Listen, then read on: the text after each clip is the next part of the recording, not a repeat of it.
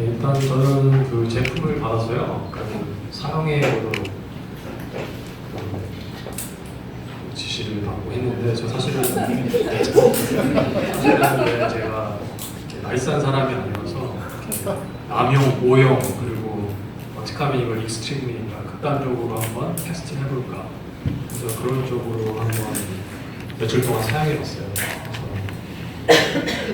일단 저를 소개하자면요. 저는 그 이대송이라고 하고요. 그 다음에 영국 왕립 건축가이고, 그 다음에 설치 작가예요. 그 다음에 한양대학교에서 겸임 교수를 하고 있고, 근데 제가 주로 하는 작업들이 어떤 오게닉 폼이나 매터리얼 시스템, 그래서 어떤 재료가 그 구성되는 형태에 관한 연구를 하고 있거든요. 그래서 폼이 굉장히 좀 복잡하고, 그 최근에 만들어진 어떤 그 CNC 컨트롤링하는 그런 기계 아니면 잘 만들 수가 없어요. 그래서 예를 들면 아두이노 컴퓨터를 이용해서 이런 작품들이나 그다음에 CNC 컷을 이용해서 이런 폼을, 그래서 이런 거 같은 경우 모양이 다 다르기 때문에 그런 그 누메릭 컨트롤하는 머신이 없으면 만들 수가 없죠. 그다음에 50m짜리 다리를 만드는데 이거 어떻게 스마트하게 간단한 재료를 가지고 이런 걸 결합시킬 건가 하는 그런 작업을 하고 있습니다. 최근에 한 서랍 러저나 폼들도 이런 것들 만들어냈죠. 그래서 저는 사실 그 3D 프린터를 한 2001년부터 사용했었어요. 제가 영국에 있을 때부터 컴페티션이라든지 좀 하게 되면 사실 저희가 한 디자인 작업들이나 이게 그 기존의 제작 방식으로 잘 만들어질 수가 없어요. 그래서 당시에 했던 그런 건데 왼쪽은 반지 같은 거를 이렇게 만든 건데 이 당시에 어떻게 했냐면은 돈을 많이 주고요. 회사에다가 파일을 보낸 다음에 2주나 3주 후에 이걸 받았어요.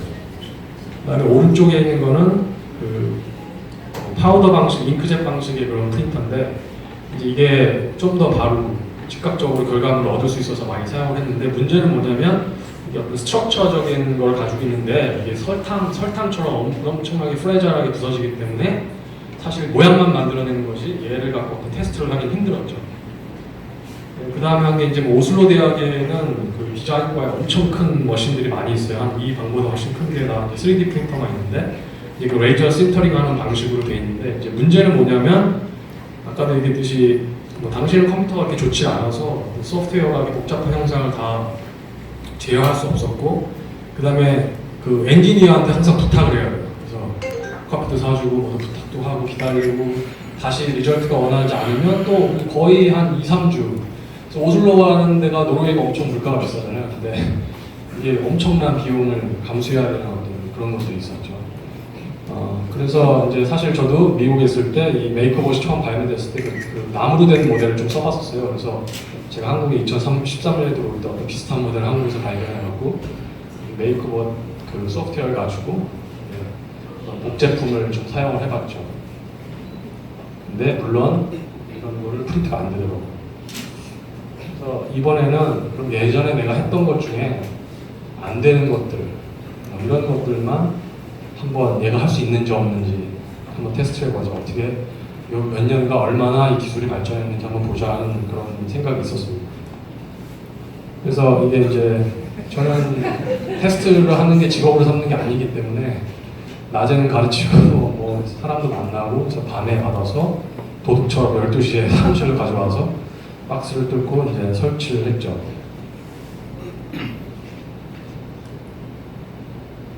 근데 이제 이게 베타 버전이다 보니까 문제가 있는데 그 웹사이트에 가서 이제 인트로덕션 하는 거 웹 깔면 된다고 했는데 다 눌러보니까 안 되더라고요. 아직 그 공개가 안 된 거예요.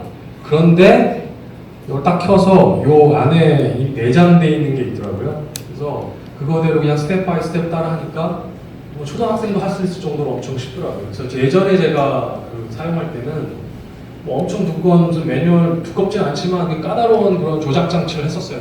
모두 돌리고 레벨링도 하고 모두 붙이고 그래서 뭔가 그 스터디를 하고 했었는데 이거는 진짜 피곤해 죽겠는데 12시에 와서 대안이 쉽게끔 그러니까 초등학생도 할 수 있을 만큼의 어떤 그런 레벨로 이렇게 되어 있더라고요. 그래서 익스트루더도 스마트 익스트루더도 저거 설치하는 것도 별로 어렵지가 않아요. 마그네틱 같이 돼 있어서 그냥 갖다 대면 그냥 자기가 알아서 탁 붙더라고요. 깜짝 놀랐어요. 그래서 이건 엄청 쉽게 되어 있구나. 그 다음에 두 번째는 당연히 이걸 하면 이제 뭐 칼리브레이션 같은 거 이제 뭐 레벨링도 해야 되고 했는데 이미 다 돼 있어요.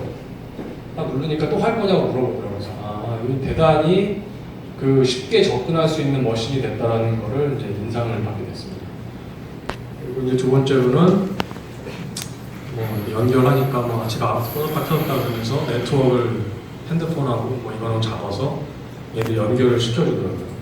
그래서 저희 모바일 폰하고 제 데스크탑 컴퓨터하고 그다음에 얘저 애플리케이터 플러스라는 새로운 모델하고 서로 링크가 돼서 서로가 디텍트가 되는 그런 이렇게 서로 잡는 그런 걸 볼 수가 있었어요.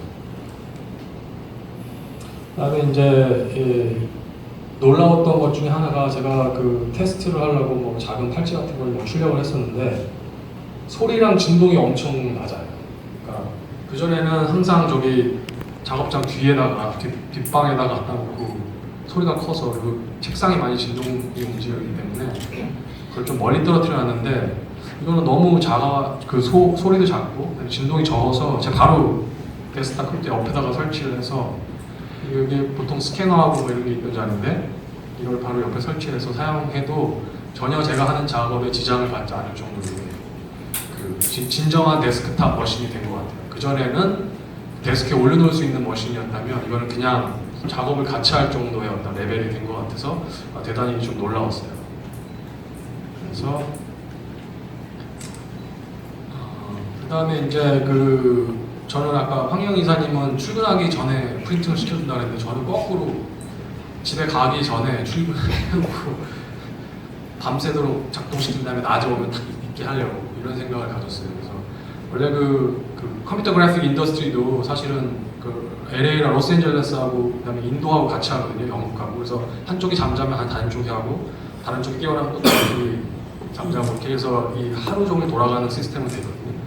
그래서 저도 퇴근하기 전에 뭔가 테스트한 모델을 만들어 놓고 그럼 밤새 돌린 다음에 아침에 오면 있게끔 만드는. 그래서 한번 12시간짜리 한번 돌려보고 갔다 왔죠.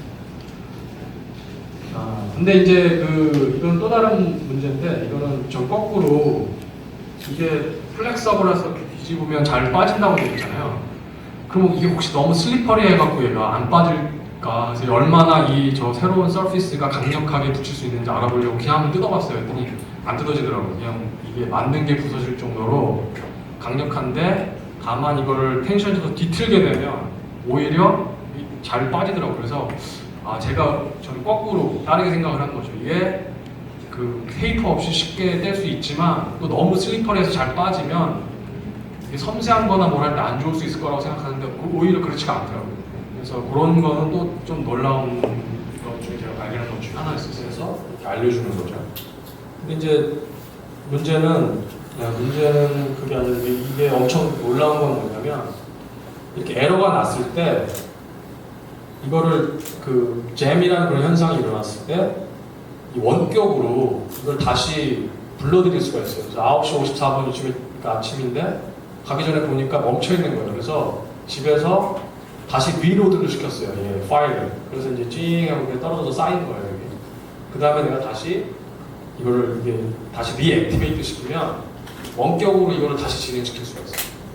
그러니까 필라멘트 잼이 생기더라도 그쪽 사무실에 가지 않고 집에서 침대에 누워서 이렇게 누르면서 다시 로드 시킨 다음에 하라 그러면 다시 그때부터 시작이 되는 거죠. 그래서 그것도 굉장히 어떻게 보면은 대단히 파워풀한 옵션이에요. 그래서 44시간을 돌아가는데 제가 하루 회사를 안 나가고 집에서 그냥 원격으로 액티베이트 시켜서 출력을 한 거죠. 그래서 아침에 회사를 가니까 스크린은 아직도 필라멘트 잼인데 이게 이제 액티베이트 되고 있으면 이런 색깔의 불이 들어오거든요. 그래서 모니터상으로는 잼이라고 나왔지만 얘가 핸드폰 앱 통해서는 다시 재생을 시켰기 때문에 플레이가 되고 작동을 하고 있는 거죠. 그래서 이것도 굉장히 어떤 기존의 것과 다른 정말 새로운 경험이었어요. 그래서 이게 정말 뭔가 이게 그냥 밤새 돌려도 믿고 맡기만 하다라는 그런 생각이 들었고 내가 다시 굳이 다시 사무실 돌아가서 뭔가 문제가 생기더라도 원격이 멀리 떨어진 곳에서 내가 컨트롤할 수 있다는 그런 장점으로 생각이 됐습니다. 그래서 이제 또 다른 파일, 이번에도 42시간짜리를 돌려봤는데 이번에는 이제 아무 문제 없이 해서 프린트가 돼서 나오겠죠. 근데 이 모델 같은 경우도 저기 보면 있는데 제가 한 번도 성공 못한 모델이에요. 그러니까 출력이 돼서 나오긴 나와도 그 중간에 틈새가 벌어진다든지, 그러니까 40몇 시간을 돌아가다 보니까 내가 어떤 그 품질로서의 그 퀄리티를 못 가질 경우가 많았는데, 특히 우리가 그 필라멘트를 녹여서 하는 방식에서. 근데 이 메이크업 플러스 새로 나온 레플리카 플러스 모델은 그 필라멘트를 녹여서 하는 방식에도 불구하고 신터링 방식이 아님에도 불구하고 되게 높은 출력 결과물을 얻을 수 있다는 거죠. 제가 예전에 실패했던 모델을 다 할 수 있었고, 그래서 그것도 굉장히 놀라운 그런 경험이었습니다.